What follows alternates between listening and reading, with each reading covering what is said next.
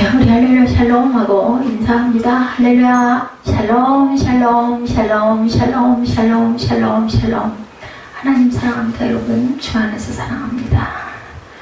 우리 잠깐 기도하죠.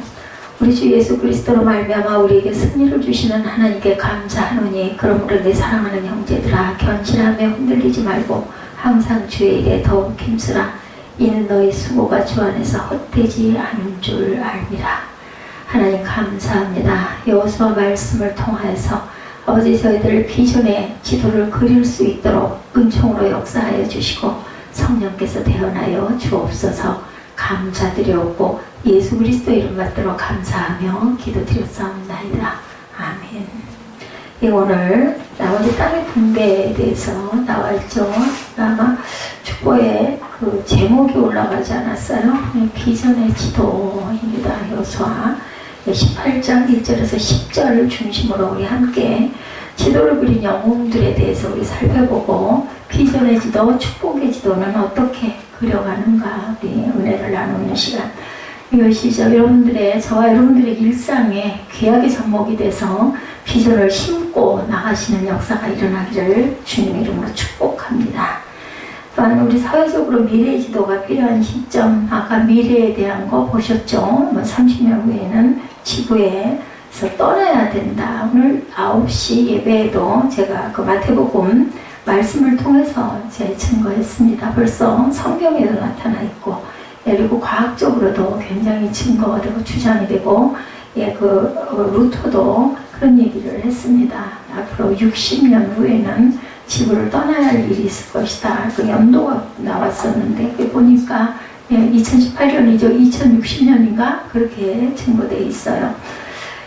돈이 많은 사람들은 앞으로 화성이나 달에 가서 산다는 소리가 몇십 년 후에는 나오지 않을까. 제가 아까 영상을 보면서 그런 생각도 해봤습니다. 먼저 우리 비전의 지도를 그린 영웅들에 대해서 한번 살펴봅니다. 여호수아가 땅을 분배할 때 요단강 동편에 여러분들 지파 이름을 다 몰라도 상관은 없습니다. 루벤, 갓, 므낫세 반지파가 먼저 땅을 분배를 받죠. 여호수아 13장 8절에서 증거되어 있습니다. 제가 장절을 여러분에게 말씀드리는 건 어려우시겠지만 혹여라도 나중에라도 한번 찾아보시라고. 그 다음에 유다 지파가 땅을 분배받는 부분이 여호수아 15장에 증거합니다. 그 다음에 에브라임 지파가 여호수아 16장에서 분배를 받죠. 또한 절반의 나머지 반지파라고 그러죠. 므낫세 반, 나머지 반지파가 땅을 분배받는 부분이 지난주에 말씀드린 여호수아 17장 말씀이었습니다. 지도를 그려오라고 그러죠. 오늘 본문 1절에서 10절 내용에도 계속해서 지도를 그려오라는 것, 그 얘기를 반복해서 하는 부분이 보입니다.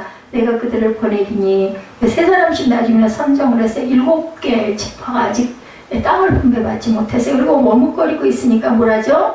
어느 때까지 너희들이 지체하고 꾸물거리고 이제는 좀 뭐라 그럴까 좀 열정이 식었어요. 아이고 그걸 어떻게 정복을 해. 실제로 본인들에게 준 게 아니에요. 정복을 해야 된다고 하니까 이제 자꾸 갈수록 까마득한 느낌이 들죠. 그러니까 이제 계속 독촉을 하는 부분이 나타납니다. 여호수아가 계속 얘기를 하죠. 분배를 받지 못한 자들에게 말을 합니다. 그래서 7부분으로 그려서 이곳에 4개로 가져와라. 그럼 거기서 또 뭐해요? 하나님 야훼 앞에서 제비를 뽑으리라. 6절에 그러죠. 레위 사람은 너희 중에 분깃이 없습니다. 그것은 하나님께서 먹이심이라는 증거죠. 8절에 그 사람들이 일어나 떠난 여호수아가 그 땅을 그리러 가는 사람들에게 또 명령합니다. 그 땅으로 돌아다닐 것을 그려가지고 내게로 돌아오라. 내가 여기 실로의 야훼 앞에서 너희를 위해서 또한 제비를 뽑으리라. 야훼 앞이면 어딜까요, 여러분들? 오늘날 신약의 성전을 의미합니다. 그리고 구약에는 제단을 드리는 야훼 앞을 얘기하고 있죠. 그전에 그 사람들이 가서 그 땅으로 돌아다니면 이제 순종을 하죠. 성읍들을 따라 7부분으로 책에 그려서 실로 진영에 돌아와 여호수아에게 나옵니다. 10절에 여호수아가 그들을 위하여 실로 야훼 앞에서 제비를 뽑고 그가 거기서 이스라엘 자손의 분파대로 땅을 분배해 줍니다. 분배해 주는데 거기 다 사람들이 살아요. 주인들은 있어요. 가서 그들을 점령해서 그 사람들을 쫓아내고 차지해야 될 사명이 있다. 여러분과 저의 삶 속에 각자에게 이런 사명이 있는 거죠. 자, 이런 지도를 그려오라고 계속 말하죠. 여호수아가 18장에 이르러서 12지파 중에 5지파를 제한 나머지 7지파 반도 더 돼요. 그죠? 예, 일단 아직 땅을 분배받지 못했다고 2절에 얘기하죠. 여호수아는 7지파에 각각 3명씩 정탐꾼을 뽑아서 37, 20에 21명이에요. 앞으로 차지할 땅의 지도를 그려오라는 특명을 내리는 부분이 4절에 나타납니다. 21명의 영혼들은 탐색 지역에 뛰어들어서 이것저것을 다니면서 시냇물도 표시하고 마을 부지도 점찍고 초원옹달샘을 표시하는 아주 지도를 지금으로 보면 참 이게 뭐야 할 것 같겠지만 어쨌든 열심히 지도를 그리죠. 그들이 지도를 그려가면서 아름다운 비전, 꿈을 가슴에 품습니다. 이런 순서로 우리가 세상 살아가면서도 비전의 지도를 그려야 할 줄로 믿습니다.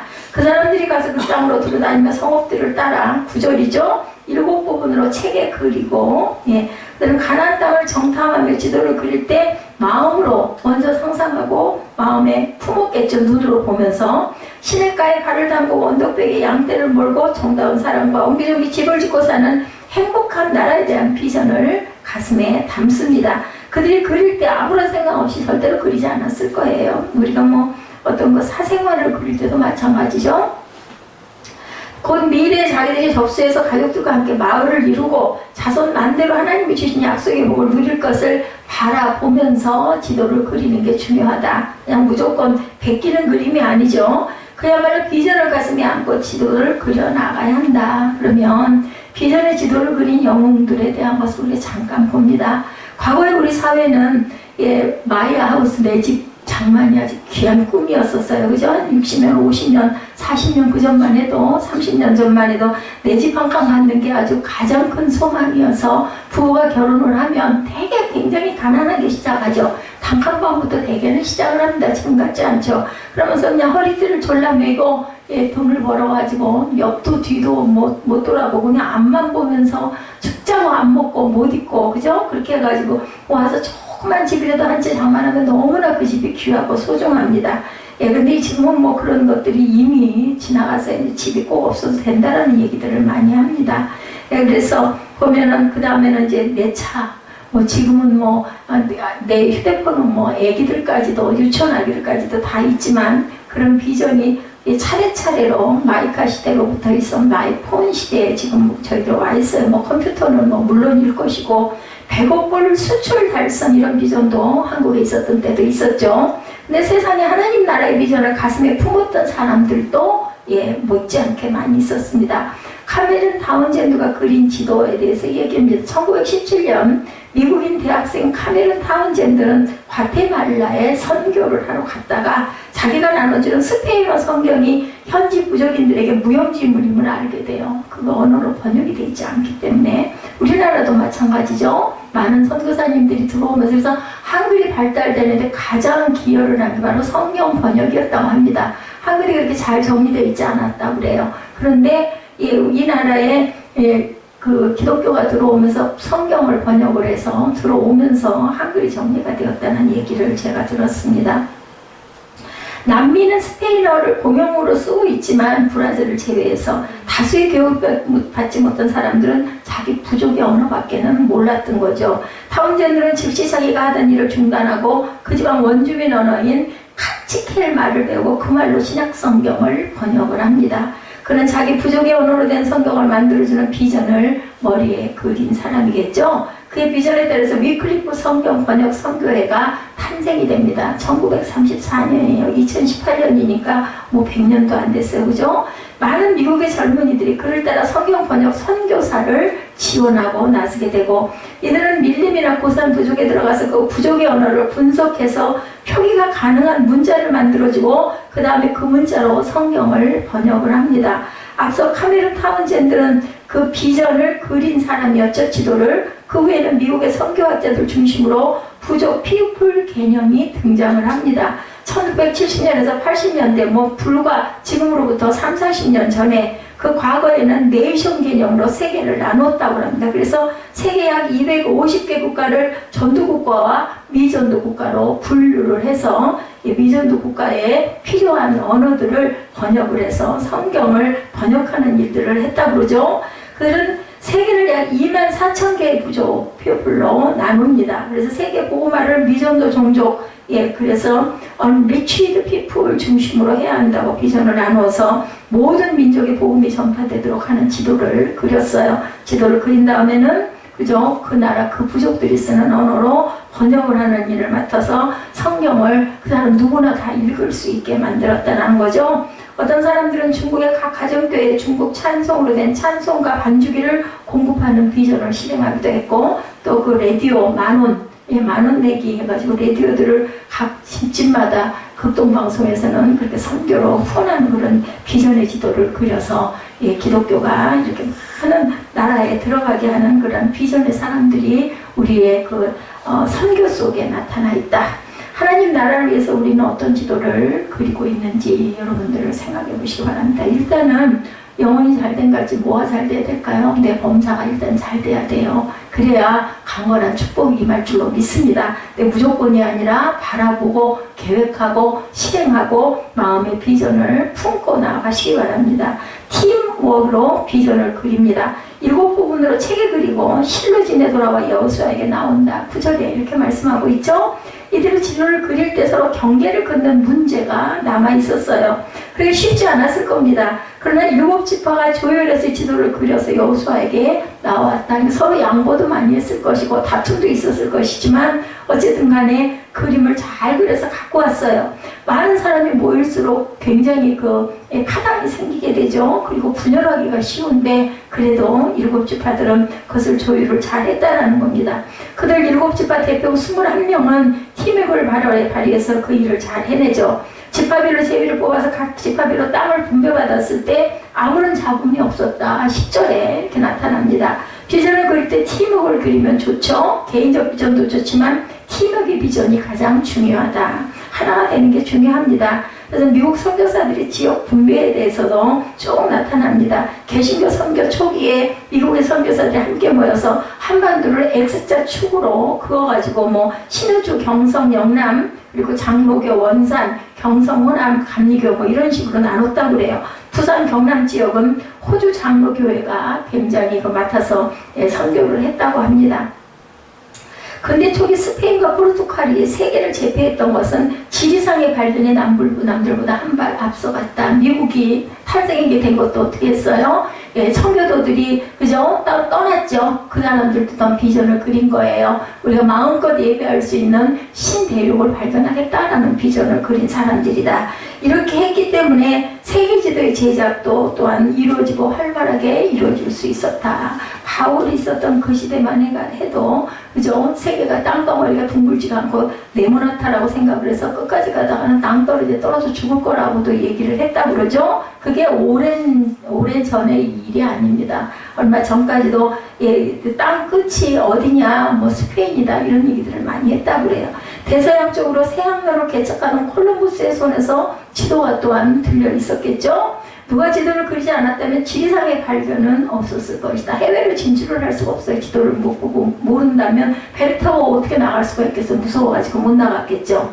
우리 사회는 이렇게 미래의 지도를 그려주는 사람이 나오기를 지금도 또한 기다리고 있다는 겁니다. 성령이 충만한 사람은 비전의 사람, 미래의 지도를 그릴 줄 아는 사람이다. 사도행전 2장 17절에 증거합니다. 축복의 지도를 두 번째 그려야 되죠. 비전의 지도 두 번째 축복의 지도를 그려야 됩니다. 미국에서 자기개발 프로그램으로 선풍적인 화제를 몰고 온 베리 파퍼가 쓴 지금 당장 시작하라는 책에 성공을 위한 구체적인 실천 지침을 싣고 있습니다. 이 책의 저자는 성공 시나리오를 마음속에 그리다 이렇게 얘기를 합니다. 내가 성공했을 때 모습이 무엇인가를 구체적으로 마음속에 항상 그릴 줄 알아야 된다. 주어진 대로 닥치는 대로 인생을 살지 말고 앞으로 내 인생이 어떻게 될 것인가를 먼저 생각을 하고 멋진 성공 시나리오를 가지고 인생을 살아갈 줄 알아야 된다. 계획이 있어야 된다는 거죠.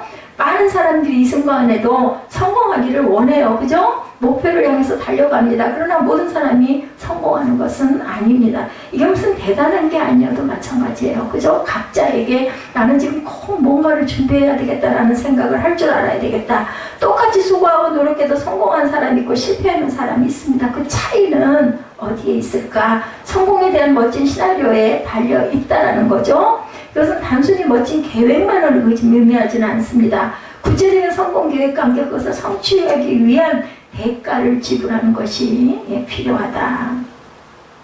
제가 이제 어떤 그 글에 보니까 그런 얘기가 있더라고요.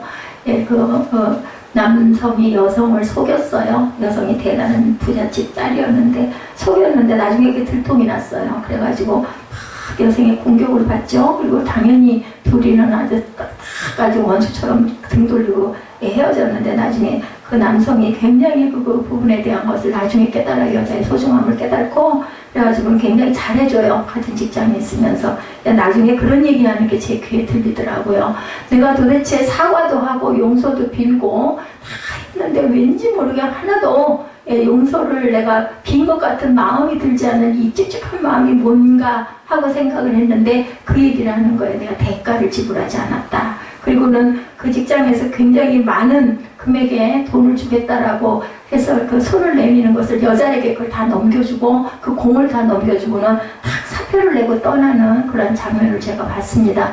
그게 바로 대가를 지불하는 거. 하나님께도 마찬가지인 거죠. 그래서 성공 계획과 함께 그것을 성취하기 위한 대가를 지불하는 것이 필요하다. 오늘 말씀에도 두 부류의 모습이 나타납니다. 여호수아와 함께 가나안 정복 전쟁을 하고 난 후에 한 부류는 약속의 땅을 차지하고 누리죠. 5지파가 누립니다. 다른 부류는 이미 하나님이 주신 약속의 땅을 점령하지 못하고 두려워 떨고 있는 자 7지파죠. 그 차이는 과연 어디 있을까? 오늘 말씀을 통해서 우리 모두 하나님이 약속하신 축복의 기업을 차지하고 누리는 은혜가 여러분들 가정에, 여러분들의 직장에, 여러분들의 삶 속에 있기를 주님의 이름으로 축복합니다. 오늘 봉독한 말씀은 여호수아가 가나안 땅을 분배하는 과정 속에서 일어난 일들이죠. 하나님은 나이가 든 여호수아에게 요단 서쪽의 땅들을 이스라엘 9지파와 므낫세 반지파에게 나눠주라고 13장 1절에서 7절까지 말씀을 하셨어요. 그런데 이스라엘 백성들이 가나안 땅을 완전히 정복하지를 못했어요. 그죠? 아직도 차지할 땅들이 많이 남아 있었습니다. 이런 경우에 보통 지도자들은 하나님의 말씀에 순종하기가 어렵죠. 안 되니까. 그렇죠? 아직 차지하지도 않은 땅을 나눠준다는 것도 또한 상식적으로는 어불성설이고 맞지 않는 것 같아요. 근데 여호수아는 하나님의 말씀에 순종해서 땅을 그대로 말씀대로 분배합니다. 이것이 바로 비전을 가진 사람의 태도다. 아이고 그만 해서 되겠어. 해봐야 소용도 없어. 이런 자세가 아니었다라는 거죠. 하나님이 주신 것을 나는 그대로 행할 거다라는 그런 믿음의 비전을 가졌던 겁니다. 하나님의 비전을 가진 자는 상식에 절대로 매이지 않는다. 우리 눈에 보이는 것을 바라보는 게 아니에요. 하나님의 약속을 붙잡고 명령하시는 대로 순종을 해 나가야 된다는 거죠. 비전을 따라가는 자는 언제나 하나님의 영광을 바라볼 줄 알아야 된다. 하나님이 주시는 약속의 땅을 그리하여야 차지한다. 여호수아는 이런 비전의 사람이었다. 가장 기본에 뭐가 깔려있다? 믿음이 깔려 있었어요. 하나님께서 주신다고 했으니 분명히 나는 받을 것이다. 어디 때부터? 어디 여리고성 정통 때부터 정탐 때부터 그랬죠. 여호수아와 갈렙 두 사람만 12 정탐꾼 중에 비전을 긍정적으로 품었던 사람입니다. 이미 그런 하나님의 비전을 가지고 가나안 땅을 보았던 사람이죠. 가나안의 전쟁은 자신의 서 있는 것이 아니라 어디에 달려있다? 하나님의 주권에 있다라는 것을 굳게 믿었던 사람이죠. 그래서 여호수아는 하나님의 명령대로 순종한다. 여러분들 세상 살아가면서 보면 딱 내가 먼저 앞서서 가기가 쉬워요. 그래서 주의 종들이 무슨 얘기를 많이 하냐면 저도 젊은 시절에 그런 말을 많이 들었습니다. 그때는 그 뜻을 정확하게 잘 몰랐어요. 앞서서 가지 말라고. 앞서서 가지 말라고. 도대체 왜 앞서가지 말라고 그러나 그때는 깨닫지 못했는데 이제 제가 여러분들에게 말씀을 증거하고 전하다 보니까 또 보다 보니까 앞서서 가는 게 정말 어리석은 거구나 하는 생각을 하는데 내가 판단해요. 이거는 이렇게 해야 되고 저건 저렇게 해야 되고 무슨 하나님이 뭐 먹여주시냐 입혀주시냐 내가 해야지 내가 먹는 거지 이런 생각을 많이 하는 거죠. 하나님은 여호수아를 통해서 요단 동편의 땅들을 르우벤과 갓 2지파와 므낫세 반지파에게 나눠주죠. 그리고 요단 서편은 갈렙 지파와 유다 지파와 요셉 지파가 차지합니다. 이 영토 분배가 길갈에서 이루어졌었어요. 그죠? 길갈이라는 뜻 여러분들 뭔지 혹시 기억하세요? 돌이 굴러간다. 거기 나쁜 것들은 다 굴러가고 거꾸로 또 뭐가 굴러온다? 좋은 것들만 굴러온다. 길갈의 뜻은 그 뜻을 갖고 있습니다. 그런데 이스라엘 12지파 중에 5지파만이 영토를 분배받고 나머지 7지파 베냐민, 시므온, 스불론 이사갈, 아셀, 납달리 그리고 단지파가 영토를 분배받지 못했어요. 과반수 이상이 분배를 못 받았죠. 이미 하나님께서 주신 축복의 땅, 약속의 땅임에도 불구하고 그 땅을 차지하지 못하는 이유는 무엇일까? 게다가 이제는 뭐예요? 어느 때까지 이렇게 할 거냐 늦장을 피고 있다는 거예요. 우리 신앙생활도 마찬가지일 수 있다. 하나님께서는 하늘의 보호를 여시고 우리에게 놀라운 축복을 내려주시기를 원하고 요이 땅 하고 준비를 하고 계세요. 뭐만 하면 그릇만 딱 들고 왔다 대면 줍니다. 제가 기름을 큰 한 통을 샀잖아요. 그 기름 들여다보니 아무리 보면 뭐해요. 기름을 쏟아야 쓸 수 있지 않겠어요? 그리고 쏟으려니까 그 뜯는 작업도 보통 작업이 아니었는데 여러분들 분배하는 작업도 굉장히 힘들구나라는 것을 제가 느꼈습니다. 이게 공기가 들어가니까 펑펑하고 중간에 막 튀고 터지는 거예요. 그래가지고 옷을 다 버렸어요. 그 바닥도 침물을 많이 깔았는데도 버렸습니다. 우리는 뭐를 해야 돼? 이게 행할 줄 알아야 되는데 대가를 치러야 되는 거예요. 좋은 기름을 싸게 여러 사람이 잘 나눠 먹으려면 그걸 따르는 수고가 있어야 되고 지혜가 있어야 되고 행함이 있어야 되는데 저는 그 기름통을 지나보면서 그런 생각을 했습니다. 누가 가져가려면 본인들이 애써야지 저는 절대로 할 수가 없겠다. 힘이 센 장정이나 우리 사무엘이나 그래야지 뭐 저희들은 도저히 모아서 들지도 못하게 생겼더라고요. 왜 우리들은 여전히 어리고 어려우고 힘든 삶을 살까? 그죠? 예수를 믿는데도 우리 항상 기도하는데도 첫째 비전의 부재 여러분들 생각해 보시기 바랍니다. 요단 서편의 땅을 이미 분배하던 유대 지파와 요셉 지파의 공통점은 각각 갈렙과 여호수아라는 지도자가 살아 있었을 때였다라는 것. 이들은 모세에 의해서 이미 가나안의 12정탐꾼으로 선발되었던 사람들이 여호수아와 갈렙은 그들은 40일 동안 땅을 정탐하고 나서 믿음으로 보고했던 부분 여러분들 아시죠?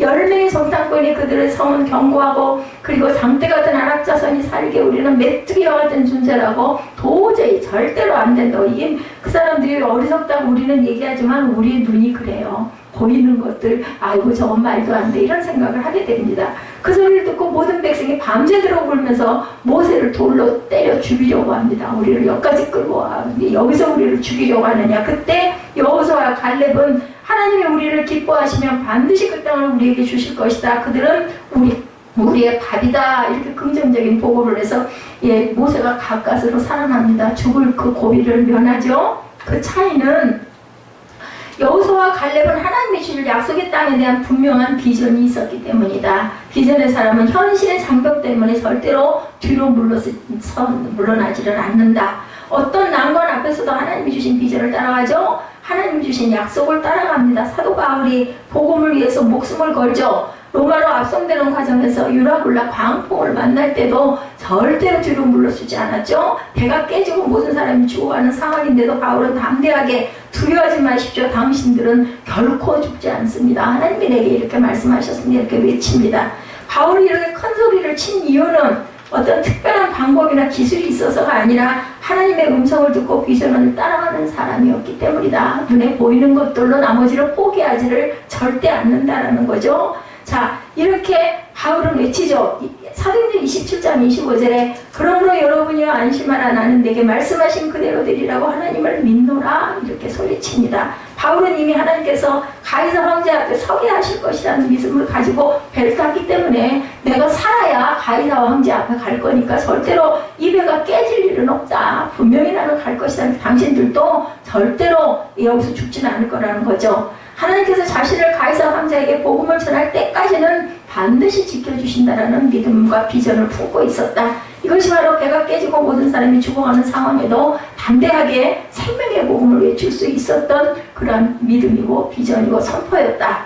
환경의 문제가 아니라는 거. 우리는 환경을 바라보고 놀라고 두려워하고 겁내고 염려합니다. 저와 여러분 모두가 다. 결국에 비전의 부재가 우리의 삶을 힘들게 하죠. 하나님이 주신 비전을 잃어버리는 순간 현실의 파도 앞에 좌절하고 낙심하고 물에 빠지죠. 비전을 가진 자는 담대합니다. 어떤 시련과 환난 속에도 말씀을 붙잡고 용기 있게 일어선다라는 것. 하나님의 약속을 바라보며 나아가죠. 그럴 때 하나님께서는 역사하십니다. 하나님이 주신 약속의 땅을 차지하게 하시죠. 하나님이 주신 비전을 회복하시고 비전을 이끌려가는 인생이 되시는 저와 여러분 되시기를 주님의 이름으로 축복합니다. 말씀드렸죠? 첫째는 비전의 부재, 둘째는 열정의 상실. 어느 때까지 끝까지 너희들 그러고 있겠느냐. 오늘 본문에도 말씀하죠. 서단 서편의 7지파가 땅을 차지하지 못한 이유는 열정의 부족이다 이렇게 얘기합니다. 처음에는 열정을 내요. 근데 시간이 가면 갈수록 주저앉게 되죠. 3절에 여호수아가 이스라엘 자손에게 너희가 너희 조상의 하나님 야훼께서 너희에게 주신 땅을 점령하러 가기를 어느 때까지 지체하겠느냐 이렇게 야단을 칩니다. 지체하다라는 단어는 원어 늦추다, 게으름을 피우다라는 의미를 갖고 있습니다. 신명기 1장 21절에 말씀하죠. 너희 하나님 야훼께서 이 땅을 너희 앞에 두셨은즉 너희 조상의 하나님 야훼께서 너에게 이르신 대로 올라가서 차지하라. 두려워하지 말라, 주저하지 말라. 신명기 말씀이에요. 이미 하나님께서 두려워하지 말고 주저하지 말고 너희 앞에는 약속의 땅을 차지하라고 명령하셨음에도 땅을 차지하려는 의지와 노력이 없는 거예요. 그죠? 제가 아까 기름통 얘기했죠? 그거 들어서 쏟아야 기름을 먹을 수가 있는 거죠. 의도적으로 게으름을 피우며 차일피일 미룹니다. 저도 일거리가 있으면 그 일을 들여다보고는 걱정을 끔찍하게 저거 도대체 어떻게 해야 돼? 그러면 쉴 수가 없어요. 해결이 되지 않으면. 아주 그들 안에는 무슨 근성? 노예 근성. 아유 그냥 대강, 아유 그냥 귀찮아 이런 생각들. 17장에서 땅이 작다고 불평했던 요셉 지파에게 명령하시죠. 그 산지도 내 것이 되리니 비록 살림이라도 산이어도 내가 개척하라. 그 끝까지 내 것이 되리라. 가나안 족속이 비록 철병거를 가졌고 강할지라도 내가 능히 그를 쫓아내리라. 이럴 때 우리는 얼른 아멘 해야 되겠죠? 자, 사망과 의인에게는 뭐를 주신다고요? 영생을 주시리라 했을 때 우리는 얼른 아멘 해야 됩니다. 하나님이 현실에 안주하지 않고 하나님의 약속을 붙잡고 개척하고 나아가기를 원하신다. 그때 하나님의 역사가 시작이 된다는 거죠. 근데 요단 서편의 7지파는 열정이 없고 비전이 없었어요. 여기가 좋사오니 그리고 게으름을 피우고 궁둥이가 무거워가지고 미무적거리고 앉아있고 누워 놀고 자고 졸고 그랬을 때는 빈궁이 도적같이 너희를 들어와서 해치리라고 성경에 잠언에 말씀하죠. 비전이 없는 사람은 열정도 없습니다. 열정이 없는 사람은 아무것도 이룰 수가 없는 거죠. 현실에 안주하죠. 과거를 그리워합니다. 그리고 게으름을 피웁니다. 특징이죠. 오늘 우리의 삶의 태도는 과연 어떠한지. 요단 서편의 7지파처럼 하나님의 약속을 받았으면서도 열정이 식어서 게으름을 피우고 있지는 않은지 생각하시는 저와 여러분 되시기 바랍니다. 현실에 안주하여 적당히 살려고 하고 있지는 않은지, 그렇죠? 다시 한번 내 안에 식어가는 열정의 불을 회복할 수 있기를 주님의 이름으로 축복합니다. 더 이상 현실에 안주해서 지체하지 말고 그 벤처신앙으로 무장하고 약속의 땅을 향해 진군하는 저와 여러분들이 되셔야 되겠죠. 세 번째, 실패에 대한 두려움입니다. 자, 우리가 열정이 부재예요. 그죠? 비전이 부재하고 열정이 부재하고 그다음에 실패, 이러다가 했다가 실패하면 어떡할까? 여호수아를 통해서 이미 약속의 땅을 분배받았어요. 그런데 그들은 그 땅을 차지하려고 하지 않습니다. 그들은 철병거를 가졌는데 우리는 아무것도 없는데, 철기로 된 어떤 무기도 없는데 이런 생각을 하는 거예요. 그들은 전차까지 가졌는데. 그럴 수 있죠. 이미 앞에서 말씀드린 것처럼 가나안 족속들은 철병거를 가지고 무장을 하고 있어요. 근데 우리는 아무 무기도 없다라는 거예요. 무기를 갖고 있는 게 누구였다고요? 제가 사무엘상 보다 보니까 사무엘하고 요나단밖에 갖고 있질 않아요. 나머지는 다 괜히 호미 이런 것들, 농기구들 갖고 나가서 싸워요. 이기겠어요? 그 사람들 훈련이 된 그 병사들인데 사람의 눈으로 보면 절대로 이길 수가 없어요. 그랬을 때 하나님이 어떻게 해요? 하늘에서 우박을 그냥 비를 쏟아가지고 병거가 다 물에 잠기게 해서 못 쓰는 그냥 아주고요. 쓸데없는 그러한 그 병거를 만들어버립니다. 절대로 무기로 사용될 수 없을 정도로 하나님께서는 이렇게 하늘을 통해서 그리고 세계의 모든 하늘의 그 천재재변을 통해서 역사하시기도 한다라는 것.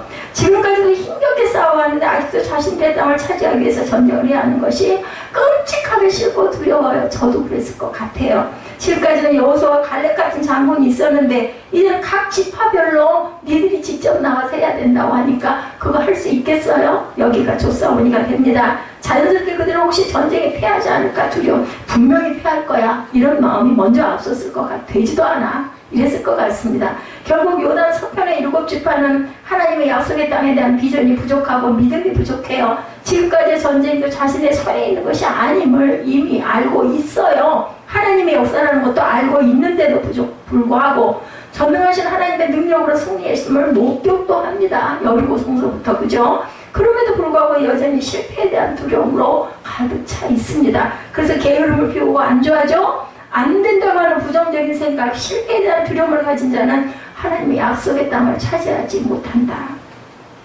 그러므로 내 안에 있는 부정적인 생각을 일단 지워야 된다는 거죠. 링컨의 어머니는 아들 링컨에게 이렇게 말했다고 그래요. 부정적인 생각을 가진 사람과 사귀지 말아라. 그들의 병균이 전염될까 두렵다. 이렇게 아들에게 얘기했다고 합니다. 부정적인 생각은 나뿐만 아니라 공동체 전체에 나쁜 영향을 미친다. 이미 요단 동편에 있는 지파와 유다 요셉 지파는 자신의 기업을 차지했어요. 그러면 7지파 가운데 어느 한 지파라도 용기를 내서 약속의 땅을 점령했을 법도 한데도 서로 눈치를 보면서 지체하고 있었다는 거죠. 그것은 이유가 안 된다는 거죠.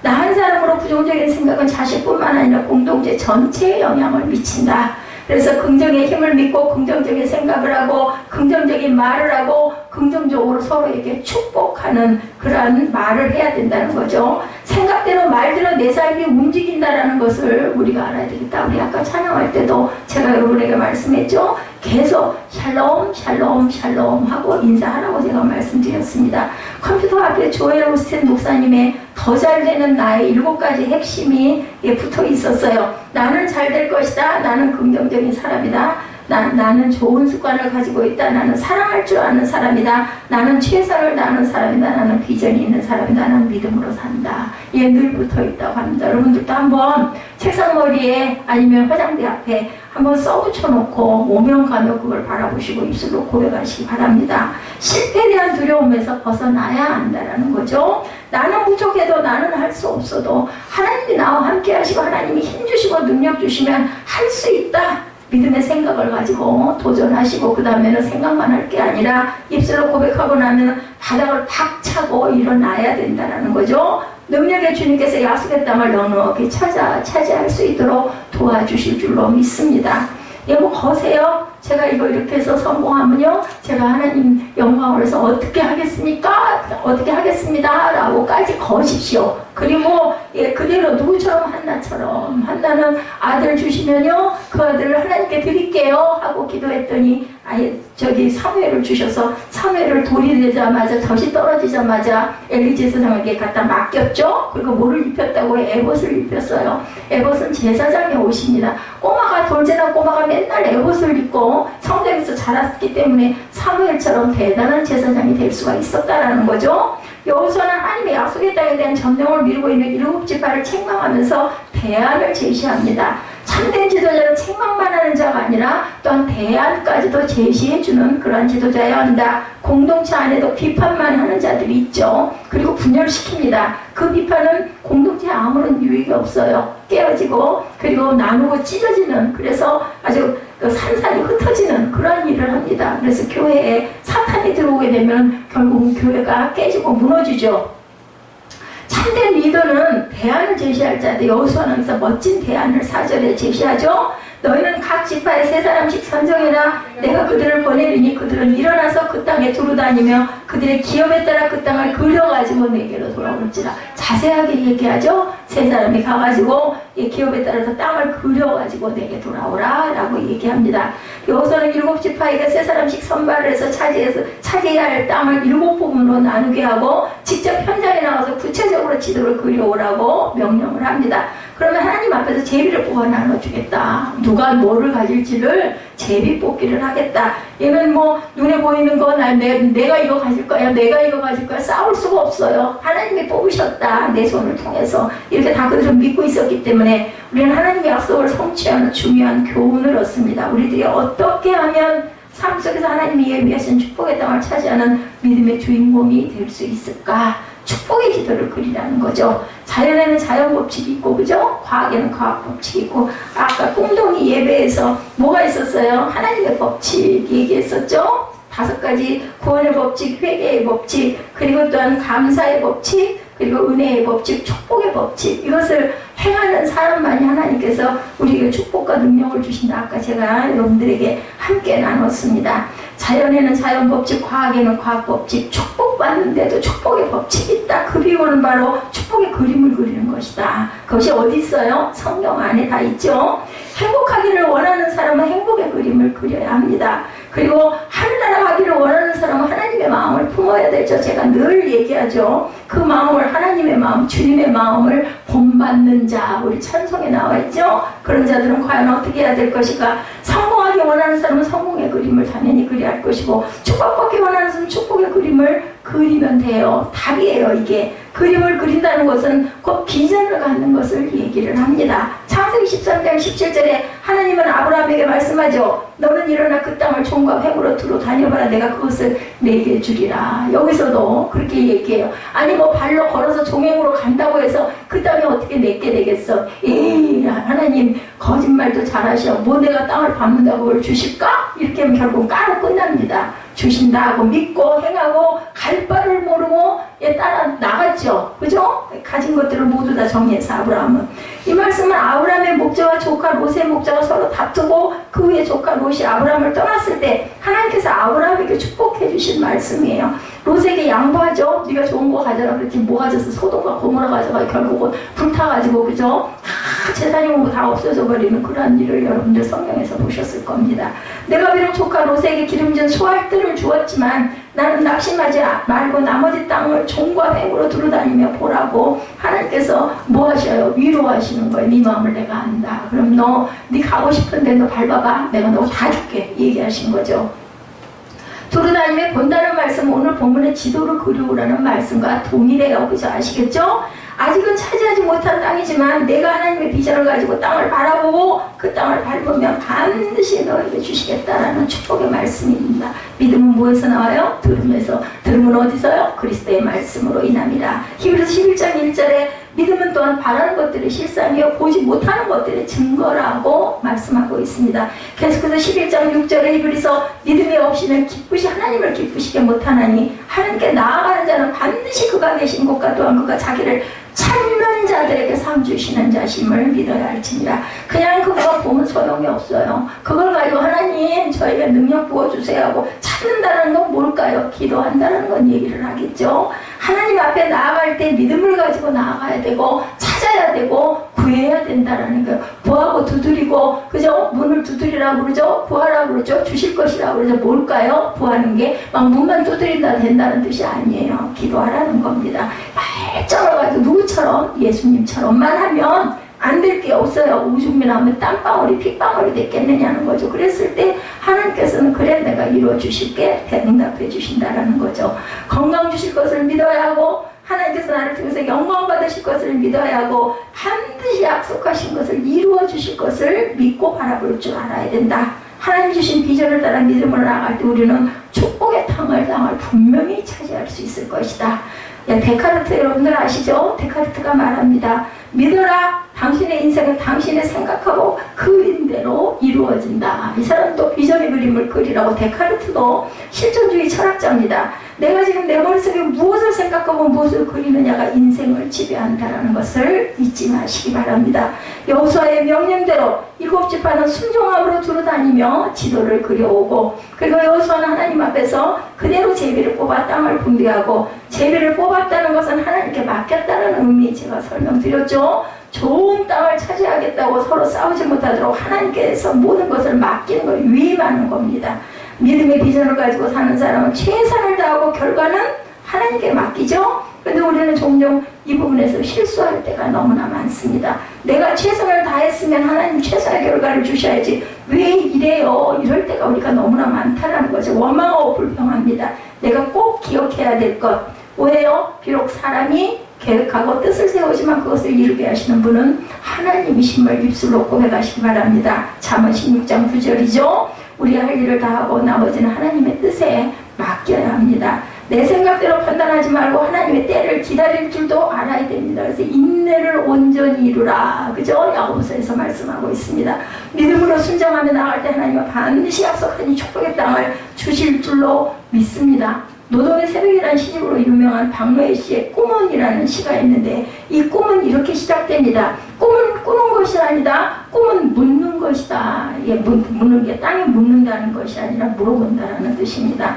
예, 밑불로 씨알로 꿈은 온몸으로 뛰어드는 것이다. 자신을 묻어 캄캄히 썩어 꿈은 뿌리로 다시 피는 것이다. 보통 우리는 꿈을 꾼다라고 말합니다. 근데 이 시는 꿈을 꾸는 것이 아니라 묻는다라고 이야기를 합니다. 생명이 있는 씨앗은 땅에 떨어져 묵어야, 그죠? 묻혀가지고 뭐 어떻게 돼야 그것이 썩어져야 미랄이 된다라고 얘기를 하죠. 자신의 온몸으로 뛰어들어서 자신의 삶이 꿈이 된다는 것을 절대 잊지 마시기 바랍니다.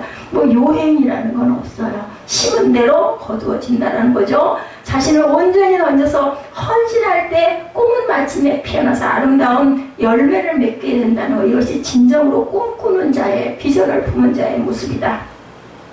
오늘도 많은 사람이 꿈을 꿉니다. 그런데 대부분은 무슨 꿈으로 끝나요? 개꿈으로 끝나요. 그 이유는 머리로만 꿈을 꾸기 때문이라는 거죠. 자신의 온몸을 던져 자신의 삶이 꿈이 되는 헌신이 따라야 된다. 뭐가 치러져야 되는 대가. 2018을 맞이해서 우리는 많은 꿈을 꾸고 시작을 했어요. 벌써 7월이 22일이죠. 오늘 며칠 남지 않았습니다. 곧 8월이에요. 뭐 더워 죽는다고 해도 앞으로 그냥 눈 딱 감고 2주일만 넘어가고 나면은 벌써 입추가 오고 있다고 하죠. 아주 덥기는 정말 작년에 비해서 더 더운 것 같습니다. 사람 마음에 품고 있는 꿈을 이루기 위해서 우리가 얼마나 땀 흘리고 노력하고 있는지를 생각해 보십시다. 우리가 아무리 위대한 꿈을 가지고 있다 할지라도 그에 따르는 대가를 지불하지 않는다면 여전히 어제와 다를 바가 없는 삶이 똑같은 삶의 반복이 될 수밖에 없다. 아직도 내 안에 자리를 잡고 있는 실패에 대한 두려움도 떨쳐버리시기 바랍니다. 그리고 안 된다고 말하는 부정적인 생각에서 또한 벗어나시기 바랍니다. 지금부터 하나님이 주신 비전을 크게 가지시고 저와 여러분의 인생의 도화지에 마음껏 하나님의 기뻐하시는 행복한 나의 모습, 축복의 모습, 비전의 지도를, 축복의 지도를, 긍정적인 지도를 그리시고 그것을 그렸으면은 그것을 발로 딛고 일어날 줄 아는, 행할 줄 아는 저와 여러분 되시기를 주님의 이름으로 축복합니다.